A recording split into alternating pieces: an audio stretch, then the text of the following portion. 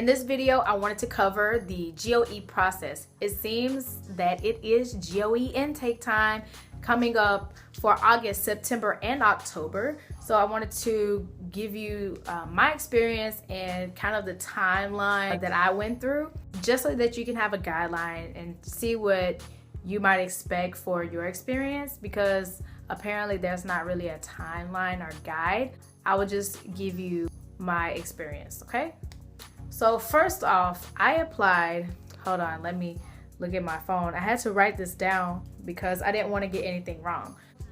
I applied for GOE through my recruiting agency, Corvia. So first of all, if you want to apply with GOE, you have to go through a recruiter. I went to the Gyeongsangnam-do Office of Education website, and it says that first-time applicants must go through a recruiter. The recruiters that they recognize for this upcoming school year: Top Recruiting, Hands Korea, Korean Horizons, Korean Immigration Recruiting Services, Corvia Consulting, and MNJ Consulting. I can put all of the links under this video just so you can check them out and see what they have to offer. Choose the best one that will fit what you're looking for. Okay, so let me go back.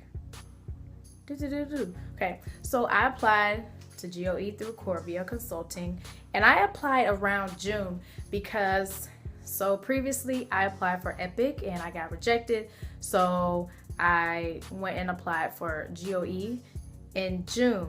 I still had to wait until August for an interview because when I applied, they were saying that all of the positions for August and September were full, and October they thought it was full, but then they came back and said that GOE was still recruiting for October. So that's why I got an interview in August, if that makes sense. Hopefully it does. So I got an interview 1 month later.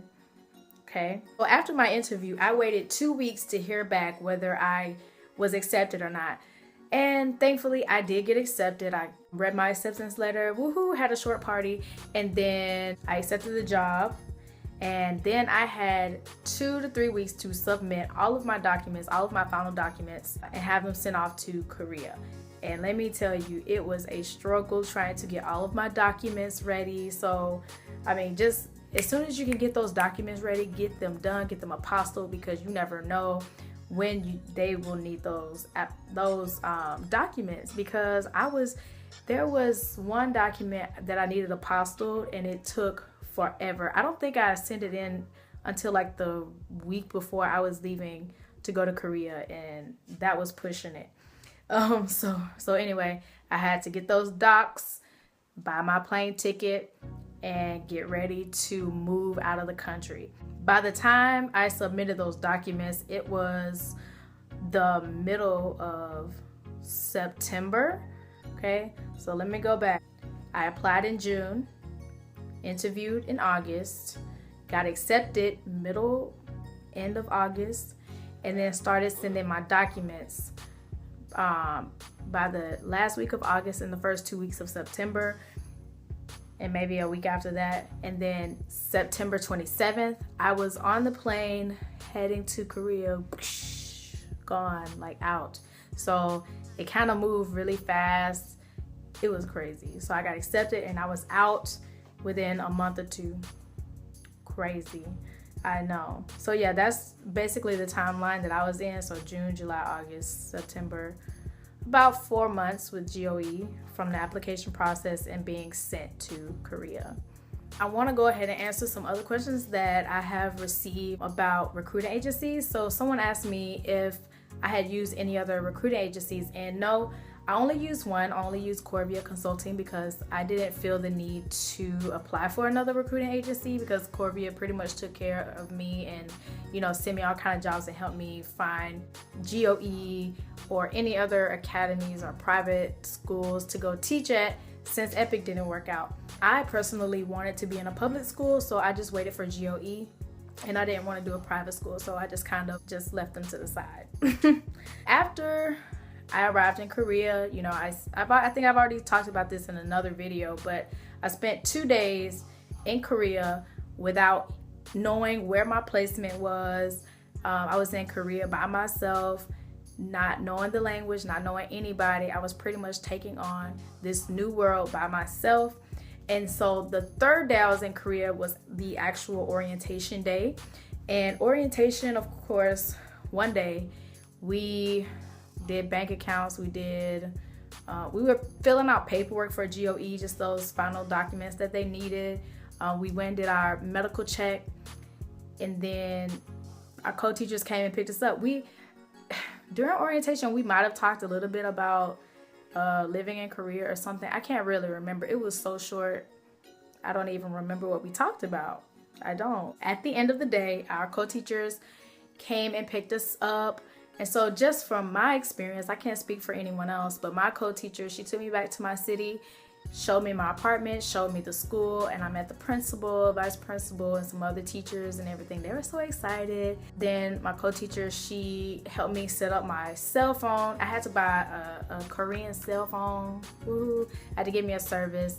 And then she took me out to eat. She was really nice. And she also helped me clean up my apartment, which was disgusting.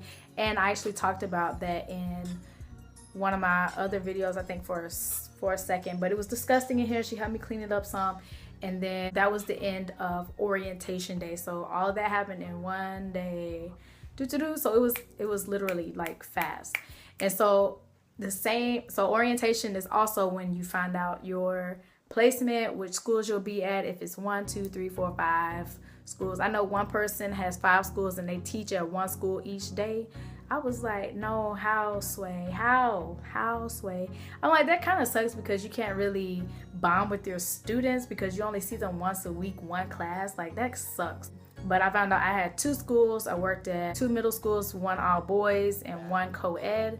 In the all boys, I'm there for 4 days a week, and then co-ed, I'm there for 1 day. I was surprised that I had middle school. I did want elementary school, but I actually liked my middle school. I like it. The only thing is like they're all boys, so it's like stressful at times. Not gonna lie, it is stressful, but they do have their good days. They have their bad days.